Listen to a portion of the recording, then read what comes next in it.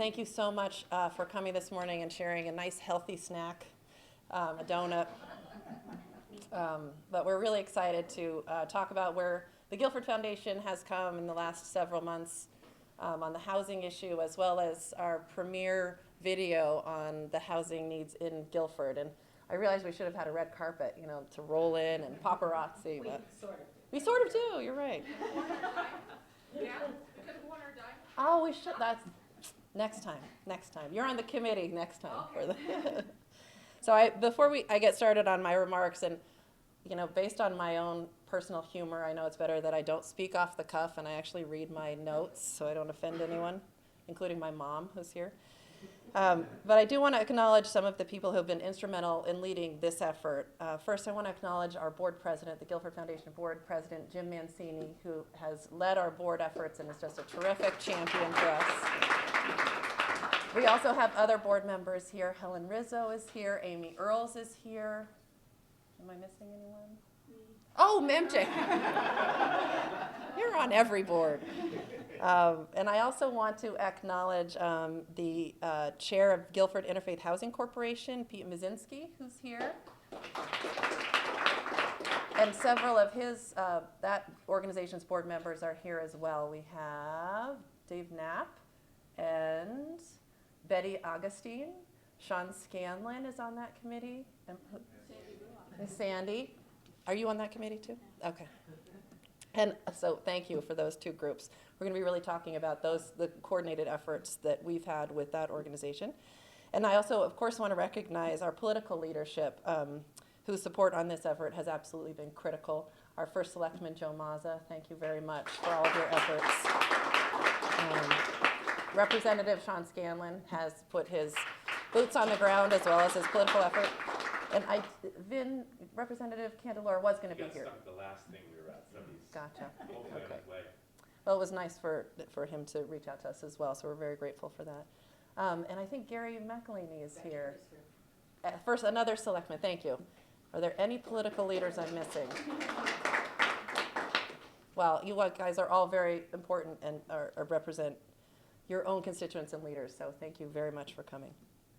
So now I'll get started with the remarks. So no more laughing, it's not funny anymore. The Guilford Foundation, as most of you know, works to connect people who care with the causes that matter to them to improve the quality of life in Guilford now and for generations to come. And we do this by pooling contributions from like-minded individuals and citizens and managing those funds with professional guidance and then carefully investing a portion of the income generated into the community. Hi. Our efforts, however, are more than just about grants, as you're going to see relating to this effort around housing. We also work to identify emerging or unmet needs in the community, and we work to address those issues proactively.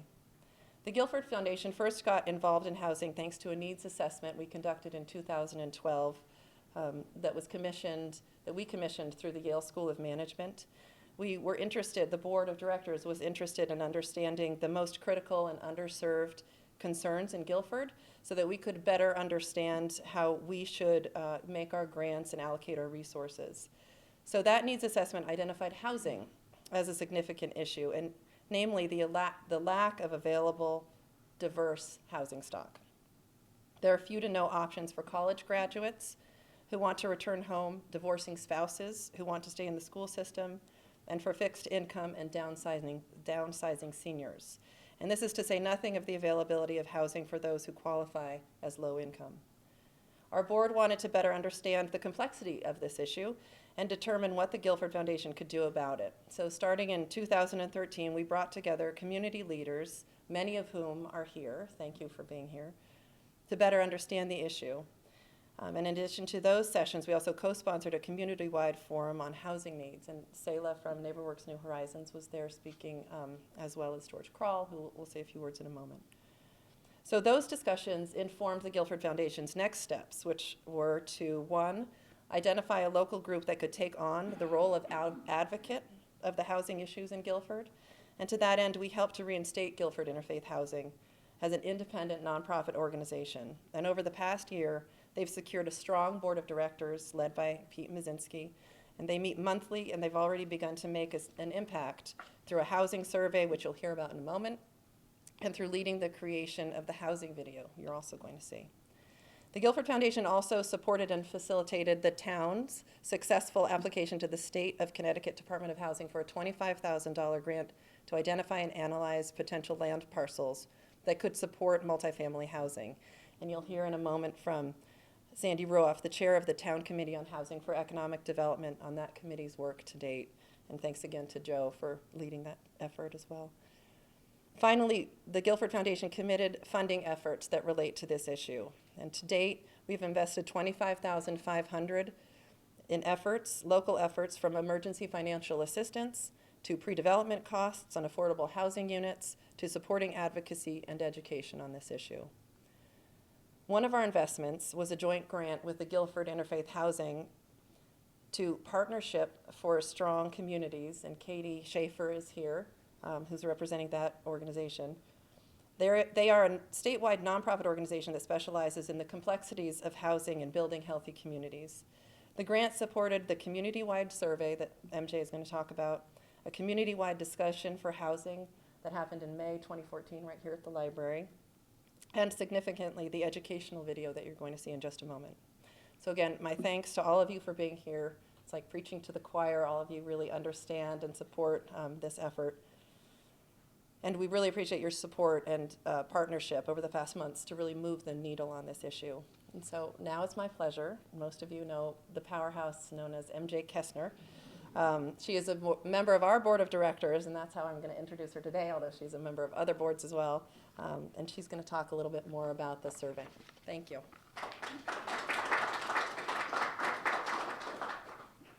All right. Well, thank you again for coming.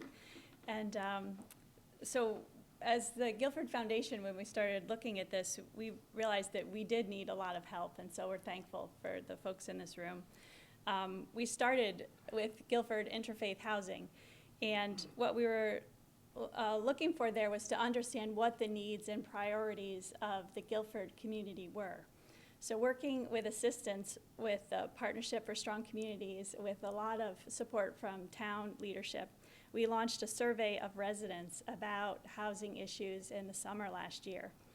We received nearly 400 responses, and 70% of the respondents said more affordable housing would be a benefit to Guilford, with the same proportion listing modest single-family homes as the most important priority. The next highest priority was two-bedroom rentals at 45%. So this is kind of where we were starting, and when we talk about how we were looking at the need, one of the things we looked back at what housing data was telling us, and there are some interesting statistics from 2000 until 2009. The median household income went up 24%, which is great. But in Guilford, the increase in the median house value was 87%. So that was the gap that was identified, and I think that when we did the survey, people were sort of reacting to. Respondents generally identified themselves as older. 33% were 60 or older, and they were wealthier than average, with 52% reporting incomes of $100,000 or more. Now in Guilford, in this year, 2015, the median household income is $96,000. And so when we talk about what's affordable, it would be 80% of that. So in Guilford right now, affordable housing is housing for folks making $76,900 a year. So when we were thinking about baseline support in the survey, studios and one-bedroom apartments weren't seen as very important, while senior housing got 61% support. And a significant minority of 18% thought lowering housing costs would hurt the town, while 13% thought it wouldn't have much impact. So we were starting to see the need there and who the need was, and we started to also look at how to start a community discussion to help us understand what the needs were. So the To that end, Guilford Foundation and Guilford Economic Housing have partnered with Partnership of Strong Communities to help us with a video that again looks at what residents' needs were and priorities. And it's my pleasure to introduce Sandy Ruoff, who is working with the town side, the Town Committee for Housing for Economic Development. She is the chair of that board and also director of the library. Thank you. Thank Thank you. you, MJ. Hi. I'm happy to be here, but I'm always here. So, but I'm always happy to be here. MJ and Liza are doing a really good job of summing this up, and so I'm only going to take a second. Our committee, I'm very honored to be the chair, has been meeting for about a year, and we have worked with Waldo and Associates, the company that we were able to hire through the securing of the grant, to identify properties, potential properties along the Route 1 corridor in Guilford and Town Center South, which connects with the train transportation. We are about to make a public report of the findings of the company that they've discussed with us and that our committee has discussed, and we finally were able to select a date. It's a busy town with a lot of places for meetings, but anyway, March 10th is the night that report will be formally presented to the people of Guilford here at the library in the meeting room, and there will be publicity about that meeting leading up. It'll be 7 o'clock. It's a Thursday night, so I hope you can all come. The committee is made up of volunteers in Guilford representing various ages and demographics of the town, and we have a couple committee members here today, Rob Curry, Christy Rubendunst, and there's one more person, Ed Seibert and MJ Kessner. So thank you very much. George Kroll is here. He is our fearless leader for this committee and a great source of help and advice, and he might say a word or two about it as well. He's our town planner. Where are you? Why can't I see him? There he is. I'll just reiterate the most important point, and that is the meeting on March 10th. George, you have to come to the microphone. CCTV doesn't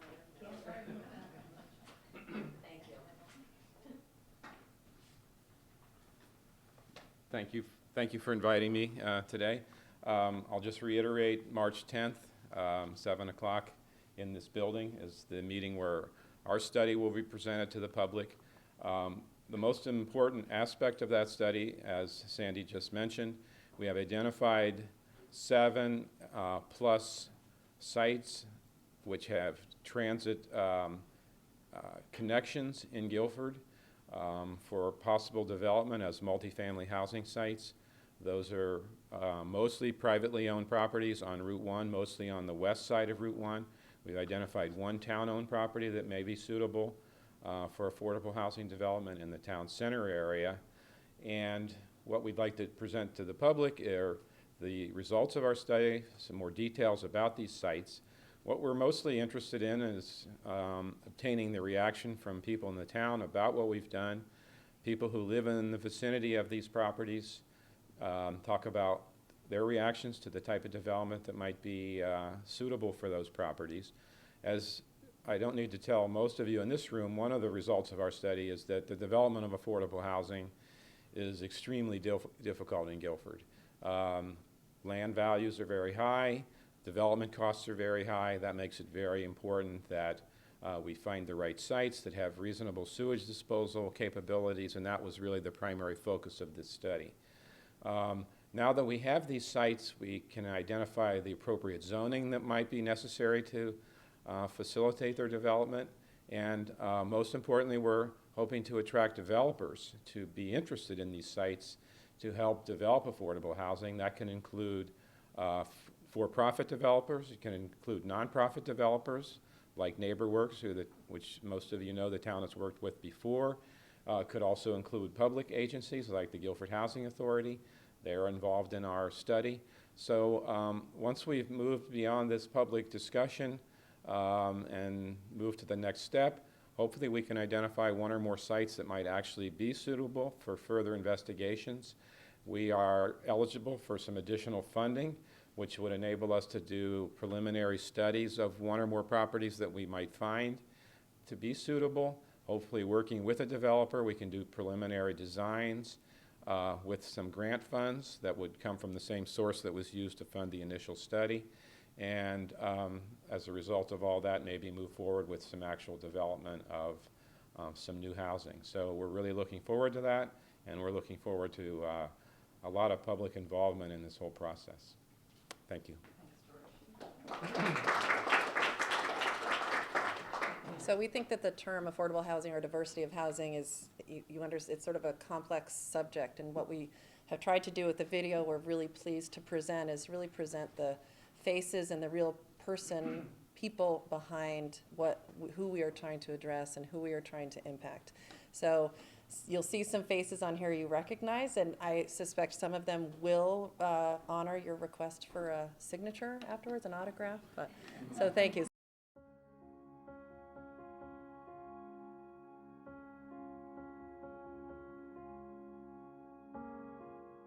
Well, I think Guilford is a fantastic town. It has, great schools, great education system, great emergency services, great quality of life. I love living in Guilford. I'm in Guilford because I'm a lifelong resident of Guilford and had the opportunity to come back and work on our family business. I've been in Guilford all my life, and I want to stay in Guilford. I don't plan on going to Florida. We moved to Guilford 60 years ago as newlyweds. We rented, and then we bought a house, a small house, for $15,000. But that's no longer possible today. My grandparents moved here in the 50s, and they bought a house on Little Meadow Road when that road was a dirt road. And I think it speaks to how much our community has changed and the needs of our community are changing. Guilford actually used to be affordable for people who were starting out in their teaching career. There were entire neighborhoods that were developed by teachers and built by teachers. And having stayed in Connecticut for a very long time, in Guilford for a very long time, the property values have risen to a point where new teachers now cannot afford them. My grandfather, my father, and I all raised our families here in Guilford. I'm not confident that my kids can do the same. I just wish I could get out of the house and have a place that I could actually call my own, Yeah, I mean, Megan's proven to be a great housemate, but, it's time that she left the nest. She wants to. My wife and I would love to see her close by, but her options for either a rental property or even a small house are extremely, extremely limited. I'm a librarian at the Guilford Free Library, and it would really be nice to be able to live in the community that I serve. But right now I don't feel there's very many options for me, as a postgraduate student with a lot of student loans. Homes in Guilford, most homes are extremely expensive, even small, fixer-up homes. It's really hard for a young family to be able to come into this community today and find a nice home that doesn't just need tons and tons of work. And I also wonder whether I'm going to be able to retire in Guilford on a fixed income. Not a week goes by without people calling in and saying, do you have a rental between $800 or $1,200? And we just don't have the inventory for it. Affordable options are really key. And for rentals as well as for single-family homes. Communities like Guilford, suburban communities like Guilford, need to pursue this. I own a home in town. I have 3 kids in the schools, and recently went through a divorce. And I found, it's difficult to find affordable housing and in a 2-household situation, and to be able to stay and live in the community where you're trying to raise your children. When a student family experiences a change in condition, we have students who lose a parent loses a job, family separates. In those situations, too often, the family can't afford to stay in Guilford, which means we end up telling the child that they can't finish their schooling in Guilford schools.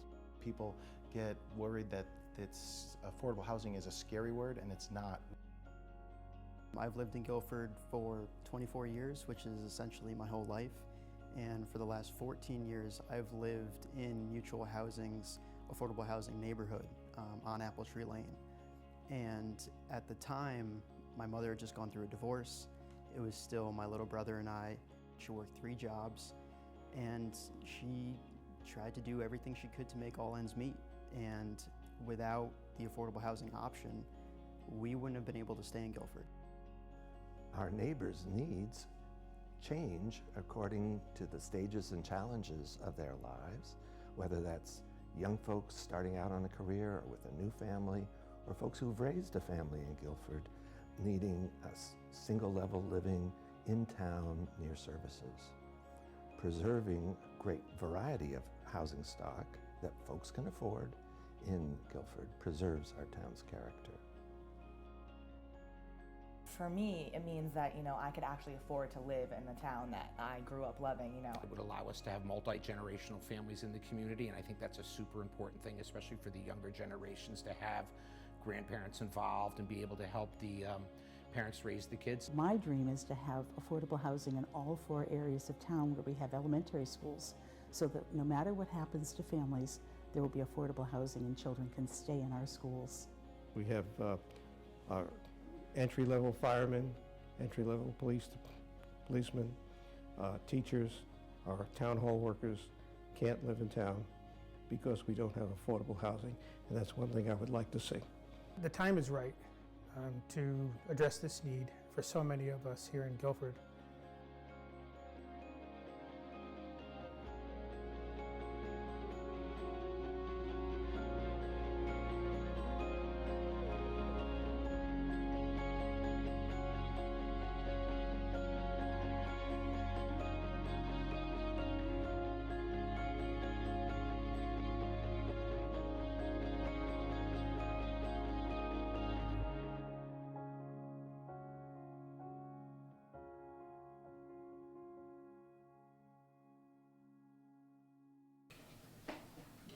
Thank you.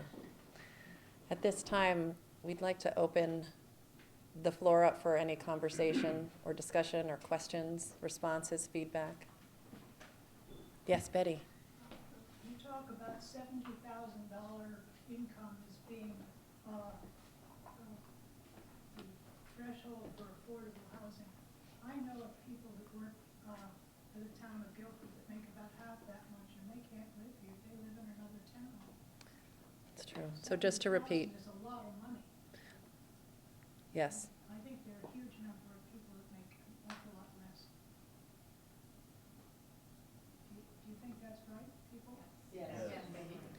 So I'm just going to repeat for the television. Betty Augustine just stated that 70,000 seems to be an awfully high number for a median for an income that qualifies as low income.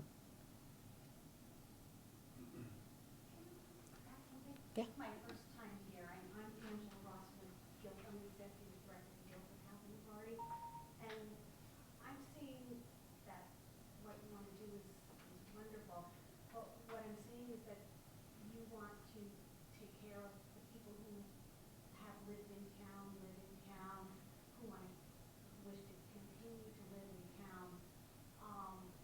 With the funding options, I don't know how you expect to achieve that, because I know even with us building, there's a lot of restrictions that come with funding and building, and we have to open it up.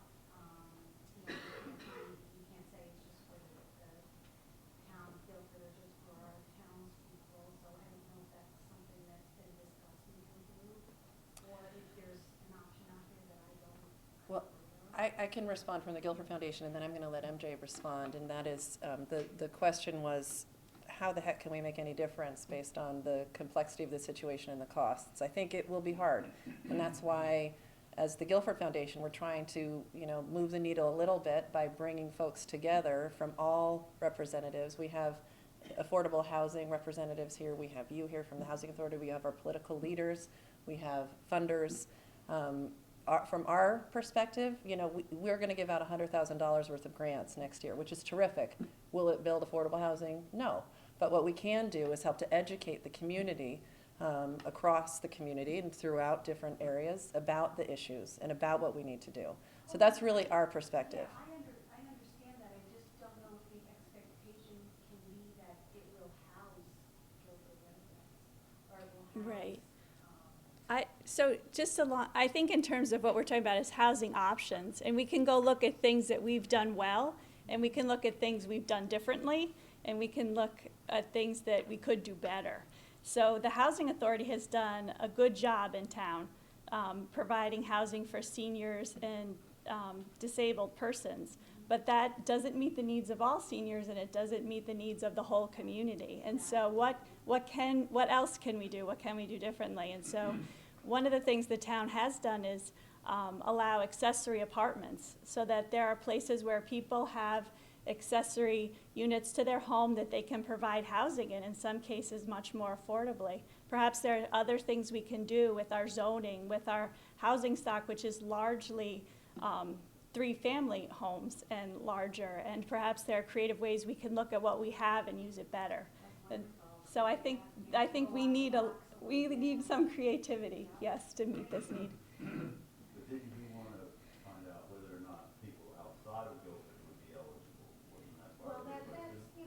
That's always been a challenge, for us, because any funding that we Right. receive obviously has always had, restrictions, and we cannot, and we get people call us and they get upset that they don't get any preference for being a Guilford resident, but, the housing is built by the state, and we're overseen by the state, so, yeah, we do have Guilford residents, but it's also open to, anybody else who applies. And the same as anybody in Guilford can apply anywhere else in the state, too. It goes both ways. Yes. So that was just something that was in the back of my mind, because it sounded like you wanted to help the Guilford people to stay in Guilford, and that probably is going to be. Right, and maybe that is private, that's private funds, and maybe it's a combination of things. There are, strings that go with all these, but I think that we're really lucky to have Guilford Interfaith Housing advocating for this now, because they are a local group that can help us look at local issues. But we know this is a statewide issue, so also we're excited that we're taking this step to have a community discussion about how it works best for us here, and then maybe we can work with other towns and help share that. This is exciting, because I don't see a lot of towns doing this. Just to add one thing to that, because I think the issue of residency is really interesting. In part of our discussions, and I'm looking at Tammy and Lynn and Peggy, who work with some of the most challenging situations, if you talk to Columbus House in New Haven or some of these other emergency shelters, and you look to say, well, or New Reach, New Horizons, how many of your clients come from Guilford? Well, by the time they're accessing Columbus House, they've already been priced out of Guilford, and maybe they're in Branford or East Haven or West Haven, so they're not identifying anymore as Guilford. So it's a complex issue, and I liked MJ's response that just says it's a discussion that we need to have, and it's a statewide issue, and we're really pleased that we have this incredible community to be able to have that conversation.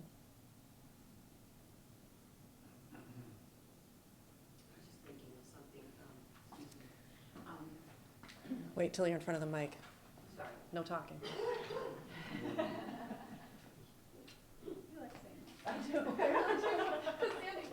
One of the things that was pointed out when we had the program about 2 years ago from staff of Partnership for Strong Communities is that a lot of suburbs are having aging populations living in their homes, and that's not a good balance for the economic health of the town.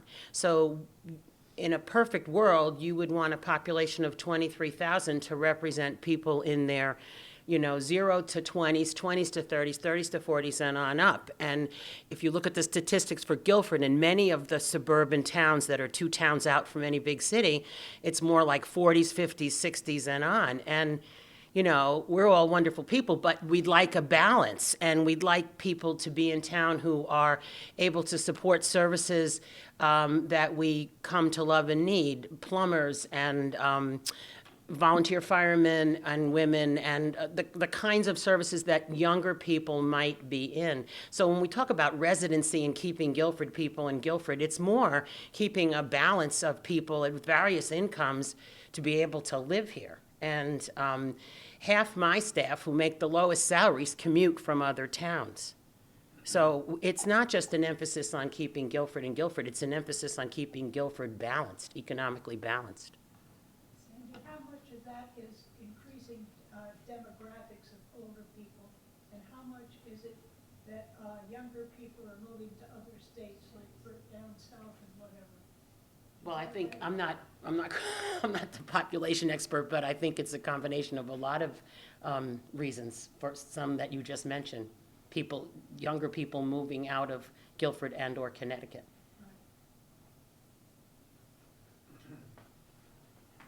I'd open the floor for anyone who wants to comment or add something.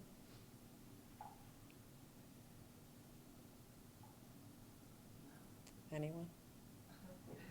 If not, What is the biggest obstacle do you feel that we all have maybe to convince the town, and particularly the boards that have the final say as to building affordable housing? education.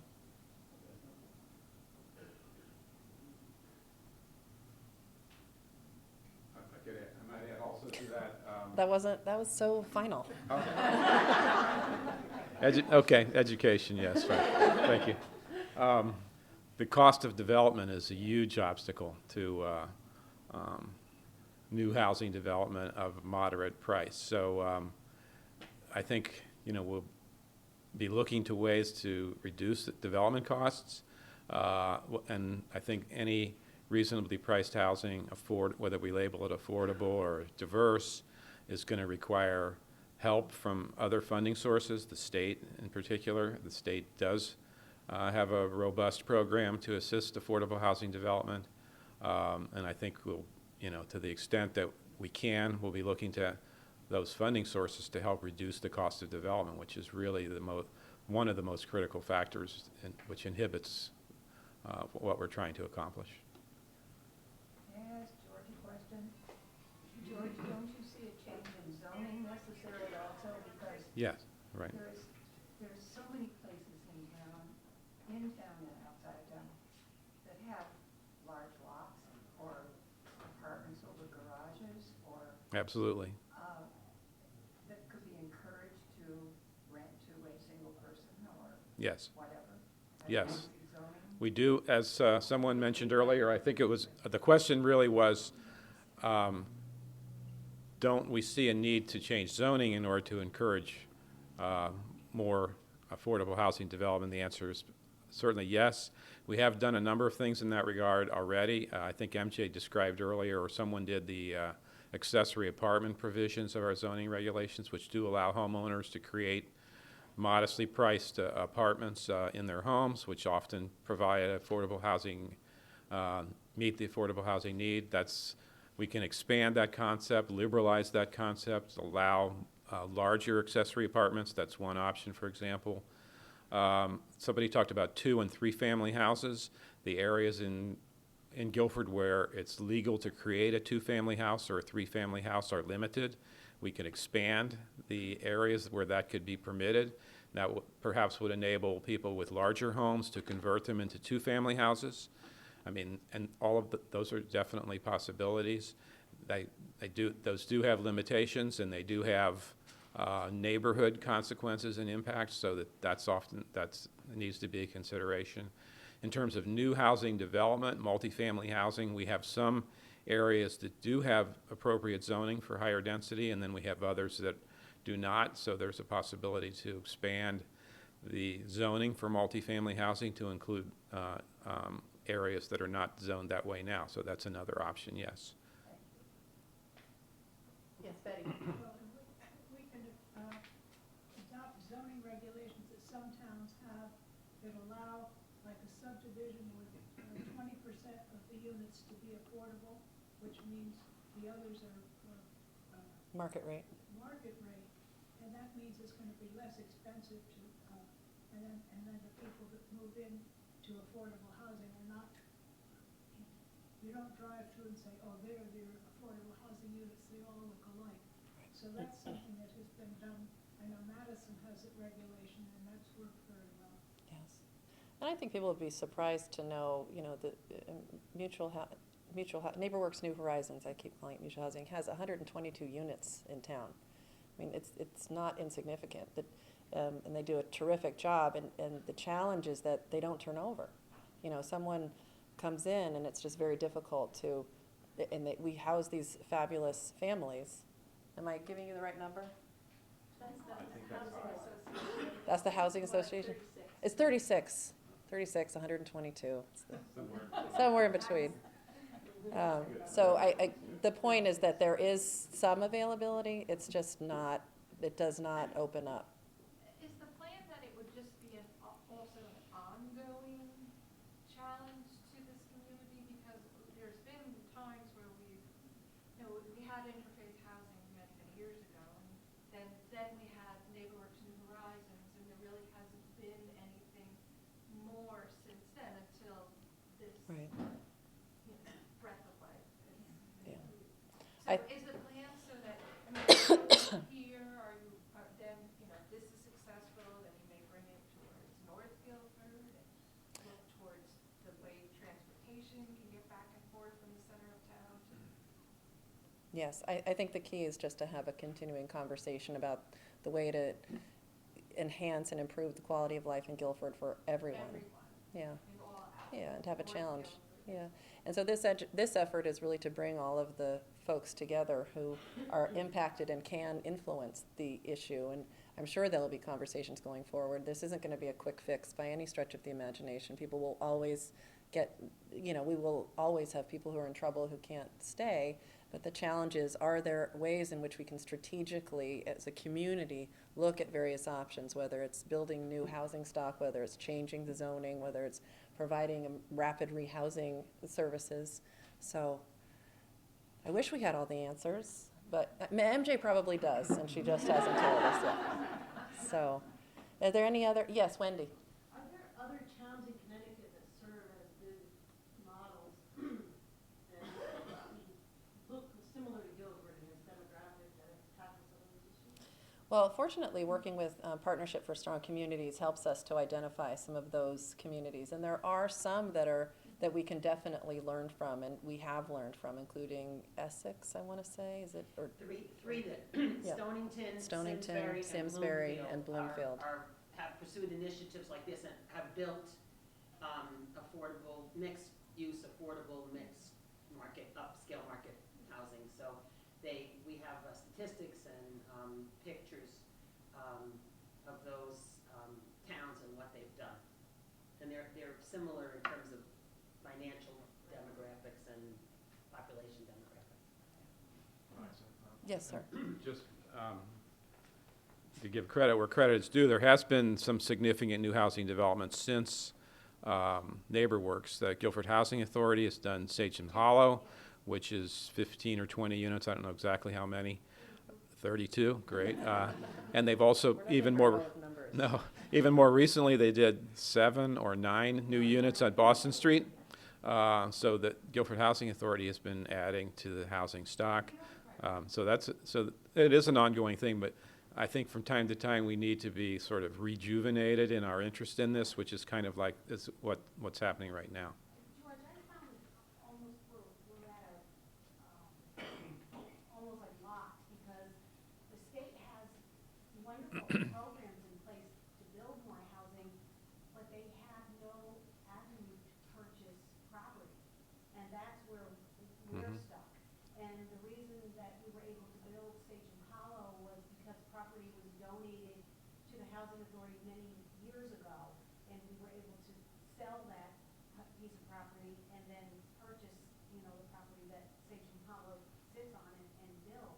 Right. But I recently went to a convention and asked, is there an avenue within the state where, to purchase land? And there isn't. So That wasn't donated to the Housing Authority. The When Jim Goodrich was president, they bought a ton of houses. I think one of the things that that our recent study has done is to identify properties that probably may be suitable. As I mentioned, most of them are privately owned. Maybe some of those owners would be willing to work with a developer to write down the cost of the land, not necessarily to zero. It's mostly very valuable property, but maybe there's another party that could become involved and help write down the land cost. One of the sites is town-owned. As some of you know, with Apple Tree Lane, one of the subsidies, if you will, for Apple Tree Lane was the town gifted, in effect, the land to the developer so that there was zero land cost. So those are the kind of creative options that might facilitate some new development, whether it's by the housing authority or a nonprofit, remains to be seen. But if we can create some opportunities, identify them, and then work with developers, public or private, you know, we can make some progress. I think Sean and Joe wanted to speak. So please come to the mic. Did you guys match twins ties on? Is that intentional? Yellow tie Tuesday. Yellow tie Tuesday, gotcha. They obviously have a plan. It's almost like a Penn and Teller, you know, he's a tall guy. But unlike that duo, we both speak. I just want to remind the group that Guilford, in many aspects, is far ahead of the curve in this state. We have a program that I feel is part of affordable housing, or as I like to call it, economical housing, because affordable housing sometimes gets a bad rap. Excuse me. And we took the initiative about 10 years ago, maybe a little bit longer than that, to take care of our seniors in this town. And that's the senior tax freeze. And I've been saying this over and over again. I'm one of the individuals who brought that program to this town. And that has kept many, many seniors in their homes because they can afford to stay in their homes and not have to worry about their taxes being increased year after year. Right now, there are over 800 households on that program. So to me, that's a form of affordable housing, or economic housing, as I like to call it. And I have said this to the Commissioner on Aging many times, and she's finally agreed with me. So we've taken care of, to a point, that segment of our community. But as I said on the video, now it's time to take care of the other segment of our community, which is our younger people. We hire young policemen, young firemen, public works people, people in town hall who can't afford to live in town. And I think Sandy said about some people in her staff. And that's my goal, to have these people who work for the town live in the town. And that's what we have to concentrate on. So that's our other goal, and that's what I wanted to bring. Sean? Yeah. I would just say that when MJ sent me this video a couple of days ago, I watched it and I was so blown away and moved by it because it really speaks to our community in a number of ways, and I think that it's something we should all be proud of. I'm certainly proud to have grown up here and now to represent my hometown in Hartford, and I think what we're doing here is very unique. And so there are a lot of challenges that we're going to face in the future. We've faced a lot in the past, and people have been at this for a while. But I think it's no small potato here that we have done what we've done with this video and with this conversation and with all the different boards and commissions that are working on this, that we're ahead of the curve. And we should be very proud of that as a community, and we should be very proud of the work that we're doing to maintain not only the community that we have, but to build the next version of Guilford. And that's a version that is going to be open to people who have lived here and want to continue to live here, and people we don't even know yet, but that are going to come here because they're going to work at Yale or at a biotech company, and they're going to move here because of what we have to offer and the greatness of our town. We want that to be an inclusionary community, and it will be thanks to the hard work of many people. So I just wanted to say, great job, everybody, and round of applause for all your hard work. So, thank you.